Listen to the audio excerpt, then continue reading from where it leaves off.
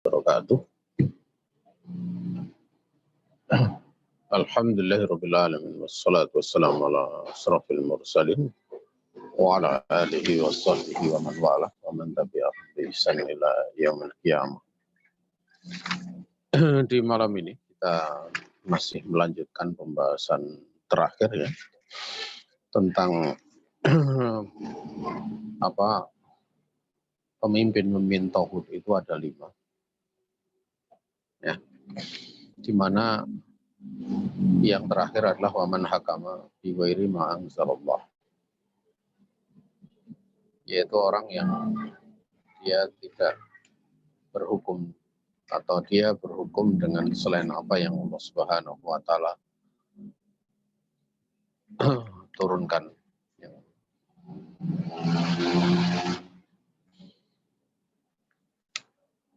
Dan pembahasan terakhir seputar masalah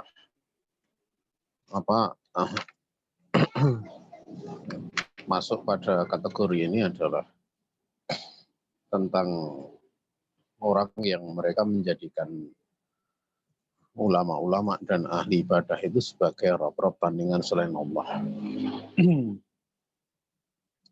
Dikatakan demikian berada di bawah pasal waman hakama bi ghairi ma anzalallah, karena menentukan hukum kaitannya di dalam menghalalkan apa yang haram, menghalalkan sesuatu, mengharamkan sesuatu, ini termasuk dari rububiyahnya, termasuk dari sifat rububiyah, di mana sifat rububiyah itu sifat yang berkaitan dengan memberikan rezeki, mencipta, memberikan rezeki, demikian pula mengatur seluruh urusan. Sering diterangkan bahwa Rabb itu adalah zat yang tersifati dengan 3 sifat. Rabb itu zat yang tersifati dengan sifatul khalqi, sifatul rizqi, sifatul milk, habitadbir, yaitu zat yang tersifati dengan sifat mencipta, memberikan rezeki, dan sifat memiliki, menguasai, ataupun mengatur. Ya. Karena kalau seseorang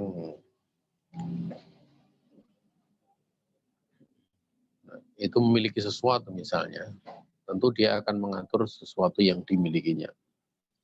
Dan ini berlaku bagi makhluk. Maka kalau orang punya harta, dia punya hak untuk tasarruf, ya, mengalokasikan. Dan pengalokasian ini termasuk dari bentuk mengatur atau aplikasi dalam mengatur. Maka di antara bentuk pengaturan Allah itu adalah menentukan halalnya sesuatu, menentukan haramnya sesuatu. Oleh karena itu kalau ada selain Allah Subhanahu wa taala yang berani menghalalkan apa yang Allah haramkan, mengharamkan apa yang Allah halalkan, berarti dia telah menandingi Allah di dalam sifat rububiyah. Menandingi Allah dalam sifat rububiyah dari sisi mengatur. Makanya dikatakan kita khudu ahbarhum wa ruhbanahum arbaban min dunillah. Mereka menjadikan ulama-ulama ya, dan ahli ibadah itu sebagai rob-rob tandingan selain Allah Subhanahu wa taala. Dan ini sangat berkait dengan tauhid, pimpinan tauhid yang terakhir, waman hakama bi ghairi ma anzalallah. Di mana diterangkan oleh Syekhul Islam itu menyangkut atau istilahnya dalam bentuk bahasanya mereka ini ada 2 bentuk ya. Bentuk yang pertama itu bahwa mereka itu mengetahui bahwa ulama-ulama dan ahli ibadah itu badalu dinallahi, mereka merubah agama Allah. Fayattabi'unahum ala tabdil maka mereka pun mengikuti ya, ulama dan ahli ibadah itu di dalam mengubah tadi. Dan mereka meyakini ya, tentang penghalalan apa yang haram, demikian pula pengharaman apa yang Allah halalkan, karena mengikuti pemimpin-pemimpin mereka. Bersamaan mereka tahu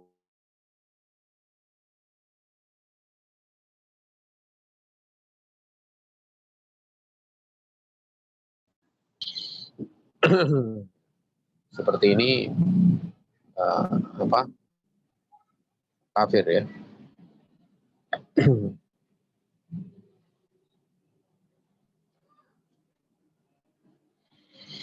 Kemudian bentuk yang kedua itu an yakuna i'tiqaduhum wa imanuhum bi tahlilil haram wa tahrimil halal kadzal ibaratu al manqulatu anhu sabitan lakinnahum atauhum fi maksiatillah kama yaf'alul muslimu ma yaf'aluhu minal ma'asi allati yataqidu anha ma'asi fa haula'i lahum hukmu amsalihim min ahli dzunub. Kalau yang pertama itu jelas kufur ya. Jenis yang pertama itu kafir ya. Kalau bentuk yang kedua itu keberadaan keyakinan mereka dan keimanan mereka di dalam terhadap perkara penghalalan yang haram, demikian pula pengharaman yang halal. Demikian itulah bahasa atau ungkapan yang dinukil darinya. Itu adalah sesuatu yang memang tetap adanya, nyata, ya nyata. Ya. Ya. Namun keberadaan mereka itu tidak sampai pada derajat seperti pertama itu. Mereka mentaati hanya dalam keyakinan, dalam apa istilahnya bermaksiat kepada Allah. Sebagaimana seorang muslim dia melakukan apa yang dilakukan dari berbagai macam maksiat, yang mana dia masih meyakini kalau itu adalah maksiat. Ya. Maka keberadaan mereka itu berlaku untuk mereka hukum semisal mereka dari kalangan orang-orang yang berbuat dosa. Jadi kalau bentuk yang kedua itu mereka masih meyakini, mengimani ya bahwa yang halal Allah halalkan itu halal, yang Allah haramkan itu haram. Karena apa yang Allah haramkan kaitannya dengan apa yang disampaikan oleh ahli ibadah dan oleh ulama dan ahli ibadah mereka, itu karena mereka mentaati itu dalam hal urusan maksiat saja. Adapun secara asal keyakinannya masih benar. Masih yang halal Allah halalkan, Allah halalkan. Yang Allah halalkan dia halalkan, yang Allah haramkan dia haramkan. Mengikutinya itu ya karena maksiat saja. Bukan mengikuti dalam keadaan meyakini bahwa ulamanya tersebut ahli ibadahnya itu boleh menghalalkan apa yang Allah haramkan, mengharamkan apa yang Allah halalkan. Bukan sampai pada taraf seperti itu. Ya. Maka kalau seperti ini itu masih pada taraf berbuat dosa ya. Ya, berbuat dosa tidak sampai pada kekufuran yang mengeluarkan dari Islam. Ya. Tapi apakah seperti itu masuk syirik ya? Ya, di dalam hal ketaatan itu bisa masuk pada syirku ta'ah. Ya, syirku ta'ah. Nah, dan di sana dalam pembahasan ini ada perbedaan di antara berbagai macam persoalan yang mana teranggap ya tak tabiru tasrian ya, allati tak tabiru tasrian, atau tabaru tasrian, aman ya, yang teranggap sebagai pensyariatan yang berlaku umum ya. Artinya pensyariatan itu pembikinan syariat ya, ya. Mensyariatkan yang kemudian berlaku umum. Ya. Dan juga ada berbagai macam persoalan yang sifatnya khusus. Ya, yang mana yang bisa menghukumi persoalan khusus itu ya qadhi, allati yahkumu biha al-qadhi bi ghairi ma anzalallah. Ya, yang mana qadhi menghukumi dengan sesuatu yang selain apa yang Allah turunkan. Ya. Dikarenakan memang berbagai persoalan yang teranggap sebagai bentuk pensyariatan ya. Ya, pensyariatan yang berlaku umum itu tidaklah datang padanya kecuali ya afan layak, tidak akan bisa datang ataupun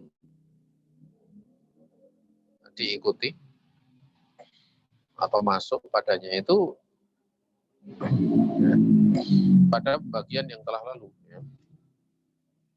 La yata'atta fiha taksimu sabiq ya. Tidak ada ya.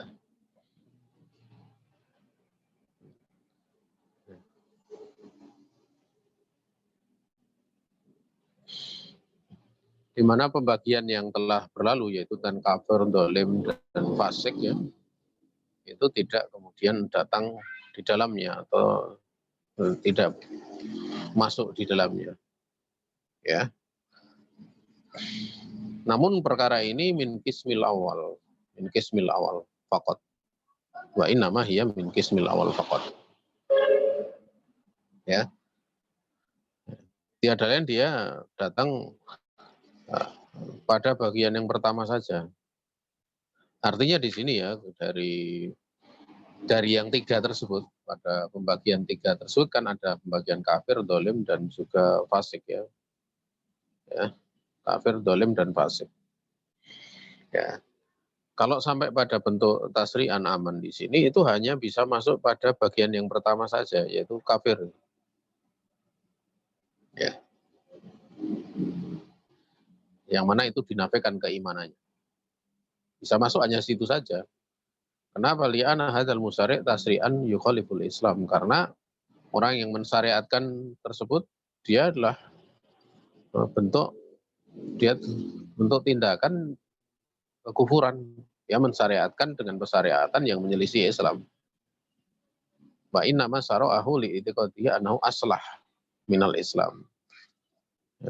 Sesungguhnya dia mensyariatkannya itu dikarenakan dia meyakini kalau itu lebih maslahah ya dibandingkan aturan Islam dan lebih manfaat bagi hamba Allah sebagaimana telah berlalu ya atau telah mendahului isyarat dalam perkara tersebut.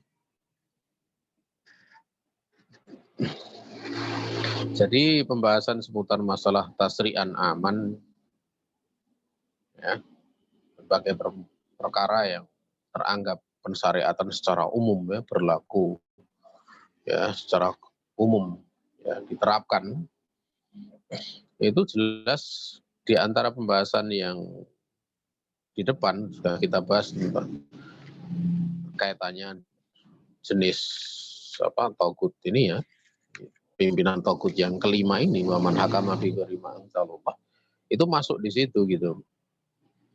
Masuk di situ pada bagian orang yang berhukum dengan selain hukum Allah kan ada tiga, ada yang kafir, ada yang dolim, ada yang fasik sebagaimana telah berlalu pembahasan di awal.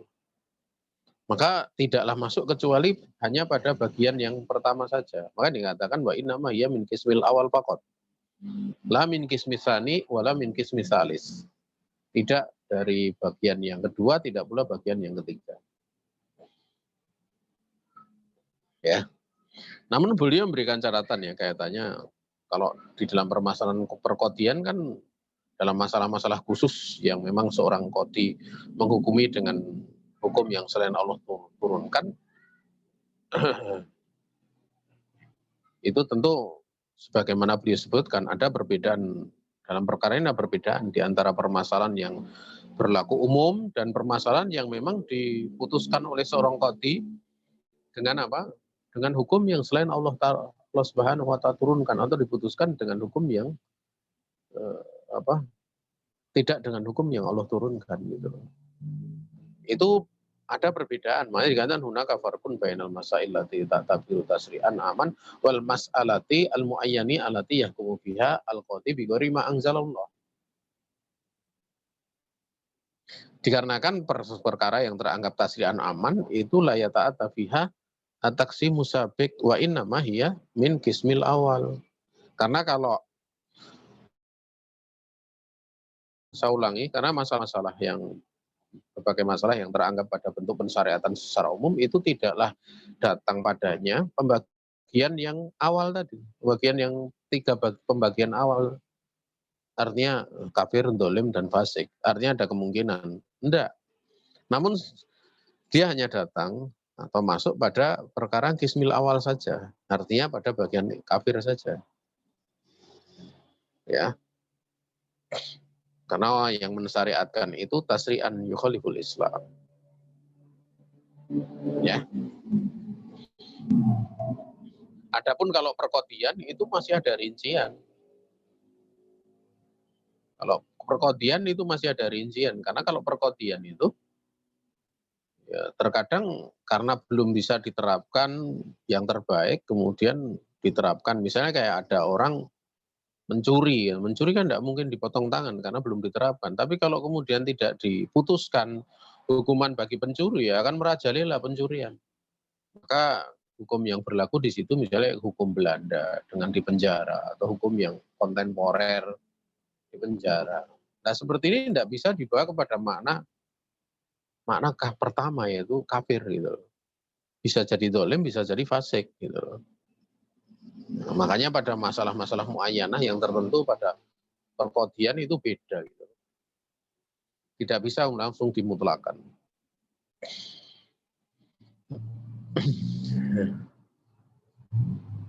Namun kalau pembahasannya itu adalah kodinya, itu beda lagi. Ada kodinya itu.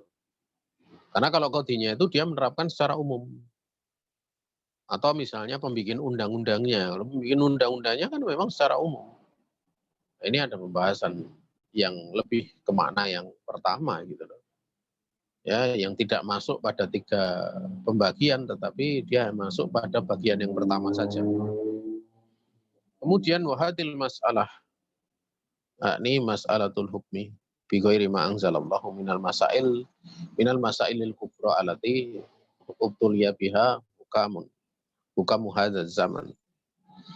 Tentang permasalahan ini yang aku maksudkan adalah masalah berhukum dengan selain apa yang Allah turunkan. Ini termasuk masalah-masalah yang besar yang para hakim di masa kita ini benar-benar ditimpa bala. Diberi terkena musibah karena hukum yang diterapkan secara umum yang bikin hukum secara umum biasanya kan kalau di tempat kita DPR itu. Ya, anggota DPR. Siapa yang bikin itu? Seperti itu. Maka fa'alal mar'i an yatasarra'a. Maka wajib bagi seorang untuk tidak tergesa-gesa. Fil hukmi alaihim, untuk menghukumi mereka. Yaitu menghukumi siapa? Ya, para hakim. Untuk hati-hati. Jangan kemudian menghukumi dengan tadi gitu loh. Langsung dihukum kafir gitu. Beliau sudah memperingatkan dalam masalah ini. Karena mereka berkaitan dengan permasalahan-permasalahan yang ta'yin dan mereka para hakim ini kan sifatnya dia pelaksana gitu. Yang membuat kan bukan mereka. Ya. Dan diterapkannya pada apa istilahnya pada prosesi penghakiman itu kan ada tinjauan-tinjauan yang bisa jadi kafir, bisa jadi dolim, bisa jadi fasik gitu. Jadi hakim itu seputarnya di situ gitu loh. Maka tidak boleh seorang tergesa-gesa dalam perkara ini. Ya, bima la yastahiqunahu hatta yatabayyana lahul haqqu. Tidak boleh untuk tergesa-gesa dalam menghukum mereka dengan sesuatu yang mereka ini tidak pantas untuk dihukumi sampai al-haq itu jelas bagi mereka. Kenapa lianal masalah khotirah? Karena masalah ini masalah yang sangat berbahaya, besar bahayanya. Kalau misalnya tidak ada hakim, ya kemudian para pencuri mau Misalnya orang yang berbuat dosa, berbuat kejahatan mau dihukum pakai apa? Diserahkan massa lebih parah. Diserahkan massa mungkin pencuri bisa mati gitu. Maka masih lebih aman diserahkan ke pemerintah, kemudian nanti diputuskan hukuman 4 bulan misalnya. Walaupun di situ belum bisa diputuskan hukum potong tangan gitu. Disinilah nanti akan ada pemberlakuan irtikabu akhofi dororo ini, yaitu memberlakukan sesuatu yang paling ringan di antara dua madorot. Ya, maka jangan langsung kemudian menghukumi tentang hakimnya, kodinya. Walaupun memang kodinya ini ada ranah karena dia mengikuti gitu loh, mengikuti pembikin undang-undang kan. Nah ini yang menjadi masalah, emang ada gitu.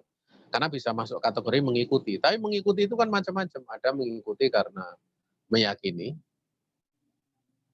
bahwa hukum tersebut lebih tinggi dari Islam atau mungkin sama dengan Islam.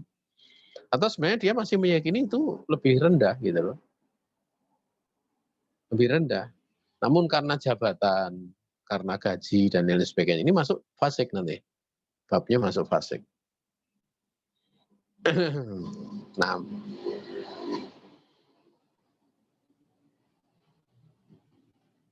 namun beliau mengingatkan bahwa masalah ini masalah yang besar. Kita mohon kepada Allah Subhanahu wa taala untuk memperbaiki kaum muslimin. Nah, untuk memperbaiki bagi muslimin itu pemerintah mereka, demikian pula teman-teman mereka, orang-orang yang ada di sekitar mereka. Wallahu taala a'lam.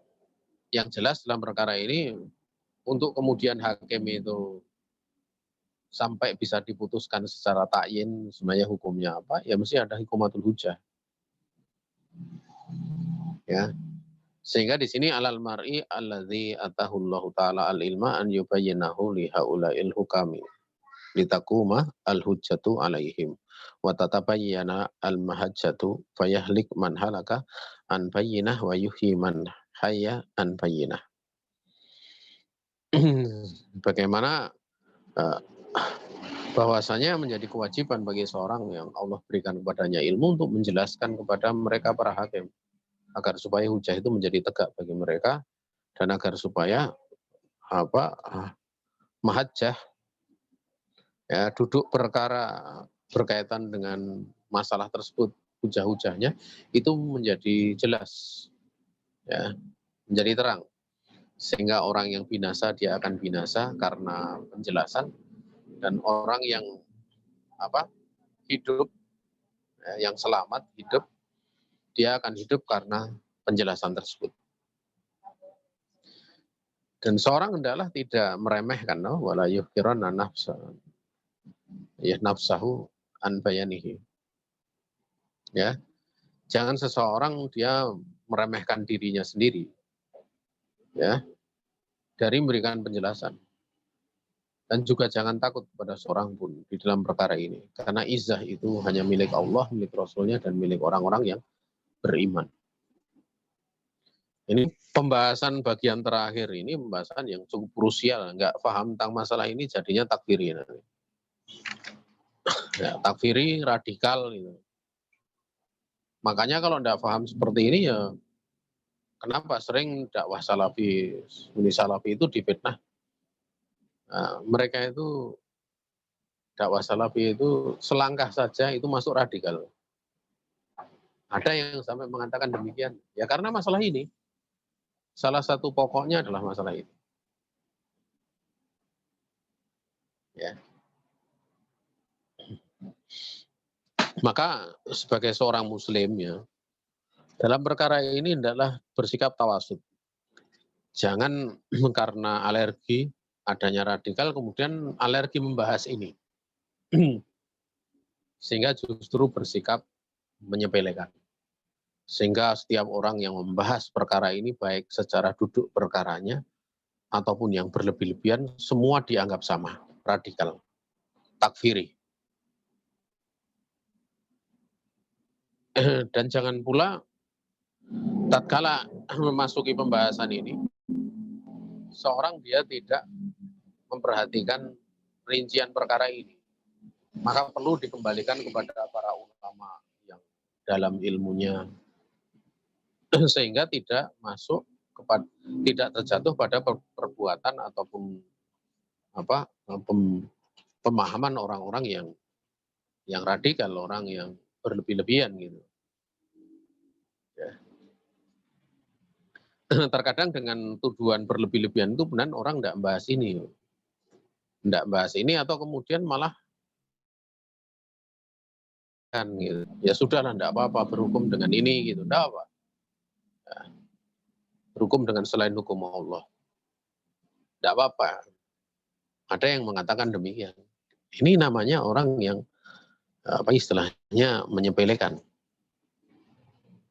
Tapi ada yang kemudian mengatakan ini wajib berhukum. Kalau enggak kafir, semuanya kafir. Ya, ini namanya berlebih-lebihan. Maka di sini pentingnya ada tafsil. Ya, kenapa kok di dalam pertemuan ini kemarin saya sampaikan pada pengurus untuk kita mengulangi dari ini gitu. Karena ini masalah yang sangat krusial. Masalah yang sangat krusial, dan inilah yang membedakan. Bersamaan dengan krusialnya masalah ini kadang kita pun tertuduh gitu loh. Ya, makanya di antara penuduh mengatakan tidak semua salafi itu takfiri gitu. Atau tidak semua salafi itu radikal, tidak semua salafi wahabi itu radikal. Ada yang tidak gitu. Ya, ada yang tidak. Karena mereka menganggap bahwa orang-orang Haroki, orang yang takfiri itu juga dianggap salafi, dianggap wahabi gitu oleh mereka. Ya. Padahal enggak gitu. Mereka pemahaman enggak itu. Tetapi ketidaktahuan pembahasan ini di bagian akhir ini akan selangkah masuk kepada takfiri. Pada takfiri. Selangkah saja masuk ke situ. Tapi kalau tidak membahas, maka akan mengentengkan dosa besar. Nah, wadalilu qauluhu ta'ala la ikraha fiddin qad tabayyana rusydu minal ghayyi faman yakfur bitaghuti wa yu'min billah faqad istamsaka bil urwatil wuthqa la infisama laha wa hadza ma'na la ilaha illallah. Dalilnya firman Allah Ta'ala, tidak ada paksaan dalam agama. Ya. Benar-benar telah jelas jalan yang lurus, ya. Jalan yang lurus dan juga jalan yang sesat, jalan yang lurus dan juga jalan yang sesat. Barang siapa yang dia kafir dengan tauhid dan dia beriman kepada Allah, maka sungguh dia telah berpegang teguh dengan tali yang kuat, yang tidak akan terputus tali tersebut. Ini makna la ilaha illallah. Artinya di sini, ya, ayat ini menunjukkan apa? Yang pertama itu kaitannya dengan dalil wajibnya berhukum dengan apa yang Allah turunkan dan kafir kepada tauhid. Dalilnya ini, tidak ada paksaan dalam agama itu dikarenakan apa? Liduhuri adilatihi wa bayaniha. Karena begitu jelasnya dalil-dalilnya dan juga istilahnya nampaknya dalil-dalil dan penjelasan dalil tersebut serta terangnya. Oleh karena itu setelahnya diterangkan kota bayana rusdu minal ghayyi. Itulah tidak ada paksaan karena memang sudah jelas kalau ini sudah benar demikian kalau kamu nggak mau ikut ya silahkan, kalau mau ikut ya silahkan, kalau mau masuk, kalau ikut surga, kalau tidak ikut ya neraka. Dalam kondisi mereka sudah terang matahari. Bukan maknanya la ikraha fiddin itu kemudian ya sudah tidak ada paksaan, kamu mau kafir, beriman, bukan seperti itu maknanya. Tapi konteks la ikraha fiddin itu dijelaskan setelah ada penjelasan. Kalau mau ikut, ya balasannya surga. Dengan penjelasan-penjelasan yang sudah terang. Kalau tidak mau ikut, ya sudah, itu risiko kamu tanggung sendiri, tidak ada paksaan dalam agama. Seperti itulah ya maknanya. Kemudian Allah Azza wa Jalla memulai dengan kufur kepada tauhid, yaitu faman yakfur bitauhid. Nah, ini qoblal iman, berarti ini kan sebenarnya penafian la ilaha, kan gitu. Li'anna min kamali syai' izalatul mawani qabla wujudis tawabit. Ya. Dikarenakan termasuk dari kesempurnaan sesuatu itu hilangnya penghalang-penghalang sebelum wujudnya apa yang tetap. Wujudnya apa yang ditetapkan. Oleh karena itulah dikatakan at-takhliyah qabla tahliyah. Ya, membersihkan itu sebelum berhias. Takhliyah itu kan membersihkan kotoran. Itu sebelum berhias. Karena kalau berhias dulu sementara belum bersih ya nanti lucu gitu loh. Ya. Wayu mimbillah itu kan isbat. Makanya pada situ ada la ilaha illallah. Kafir itu dengan menafikan la ilaha, tidak ada ilah yang disembah dengan hak. Illallah. Artinya kafir dulu dengan sembahan selain Allah, baru kemudian menetapkan ya, sesembahan yang benar itu Allah. Makanya wa yu'min billah. Itu makna la ilaha illallah. Di sini tamasuk ya. Tamasuk dengan urwatil wuthqa itu adalah tamasaka biha tamasukan taman. Ya, berpegang teguh dengan tali yang kuat tersebut dengan keterpegangan yang sempurna. Sementara urwatul wuthqa itu ya Islam. Nah, Islam.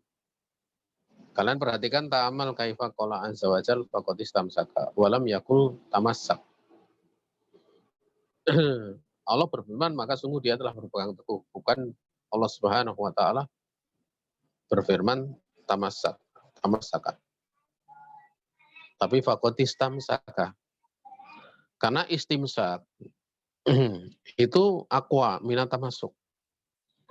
Karena al-istimsak itu lebih kuat dibandingkan tamasuk. Ya. Fainal insan qad yatamassaku wala yastamsik. Nah, seorang kadang dia mampu untuk berpegang teguh. Kadang dia itu yatamassak, dia berpegang teguh. Namun la yastamsik, namun dia tidak mampu untuk memegang dengan kokoh gitu. Dia hanya memegang saja, tapi belum tentu dia mampu untuk berpegang teguh. Makanya lafadznya dengan pakai istimsak. Wabil hadisi Rasul amri al-islamu wa umuduhu as-salatu wa darwatu sanamihi al-jihadu bisabilillah. Di dalam hadis bahwa puncak dari pokok dari perkara itu Islam. Tiangnya adalah sholat dan puncak dari punggungnya, punuknya itu. Artinya puncak dari Islam itu adalah jihad. Dari perkara ini adalah jihad fisabilillah. Wallahu a'lamu wa sallallahu ala Muhammadin wa alihi wa sahbihi wasallam. Nah, di sini rahimahullah taala penulis memaksudkan di dalam mengambil istidlal di dalam istidlal dengan hadis ini bahwa segala sesuatu itu ada bagian pokoknya ada. Dan Rasul amri ala tijabihi Muhammadun alaihi salatu wasalam al-Islam. Ya, bahwa pokok perkara yang dibawa oleh Nabi alaihi salatu wasalam dan Nabi datang dengannya itu adalah Islam. Kemudian umuduhu as-shalah. Ya, dikarenakan la yakumu biha illa wala yakumu illa biha. Ya, di mana Islam itu tidak akan tegak kecuali dengan sholat. Oleh karena ini perkataan yang rajih adalah kafara tarikus sholah. Ya, orang yang meninggalkan sholat itu dia kafir. Ini pun silang pendapat ya. Apakah dia meninggalkan karena sengaja atau meninggalkan karena meninggalkan karena mutahawinan, bermudah-mudahan. Meninggalkan karena menolaknya itu ada rincian, tetapi sering dimutlakan dengan tarikus sholah itu kafir.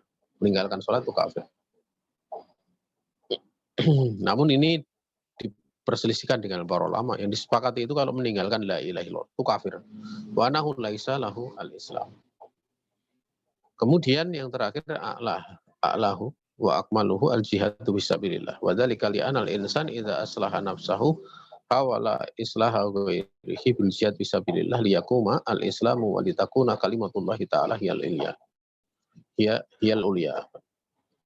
Itu paling tingginya dan paling sempurnanya itu adalah jihad di jalan Allah. Yang demikian itu dikarenakan seseorang apabila dia sudah memperbaiki dirinya, dia akan berusaha untuk memperbaiki selainnya dengan cara berjihad di jalan Allah. Agar supaya Islam itu menjadi tegak dan agar supaya kalimat Allah itu menjadi tinggi. Makanya mengqatala litakuna kalimat Allah Ta'ala wasara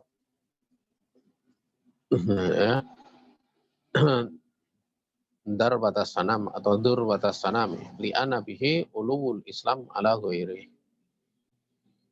Makanya barang siapa yang berjuang agar supaya kalimat Allah itu menjadi tinggi, maka dia berada di jalan Allah. Dia adalah orang yang berada di jalan Allah. Dan jadilah jihad itu adalah apa? Darwata ataupun durwata, dia puncak dari perkara ini. Dikarenakan dengan jihad itulah Islam itu akan menjadi tinggi dibandingkan dengan yang selainnya.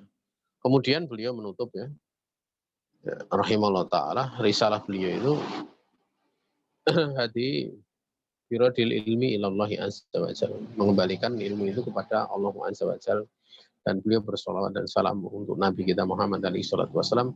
Dan dengan ini selesailah kitab Al-Usulus Salasah dan yang berkaitan dengannya. Kita mohon kepada Allah Ta'ala untuk memberikan pahala kepada penulisnya dengan pahala yang terbaik dan menjadikan untuk kita ini bagian dari pahala tersebut, balasan dan pahala tersebut. Dan mudah-mudahan Allah Subhanahu wa Ta'ala mengumpulkan kita ini dan juga beliau di kampung kemuliaannya ataupun negeri kemuliaannya itu surga. Sesungguhnya dia Allah Ta'ala zat yang maha pemurah lagi maha jawad, maha jawad itu memberi memberi, lagi maha karim, lagi maha mulia. Walhamdulillahirabbil alamin wa sallallahu wasallam ala nabiyina Muhammadin. Intaha. Selesai. Ini pertemuan terakhirnya. Coba nanti kalian musyawarahkan setelah selesai kitab ini, mau yang dipelajari adalah kitab apa selanjutnya. Kalau saya masih mengusurkan sebenarnya setelah usul salasah itu Qawaidul Arba itu selesai, demikian pula usul sittah itu mesti selesai. Itu silsilah akidah. Silsilah akidah. Setelah itu nanti baru kemudian kita tauhid. Setelah kita tauhid baru kita kasbuh subhat. Setelah itu baru kemudian Qawaidul Mustalah atau akidah wasitiyah. Kitab Qawaidul Mustalah. Wallahu ta'ala. Ini saja yang bisa disampaikan. Salah datang dari pribadi diri saya. Demikian pula dari syaitan. Ada benar semata-mata keluasan rahmat Allah Subhanahu wa Ta'ala yang diberikan kepada kita. Akhirul kalam. Wassalamualaikum warahmatullahi wabarakatuh.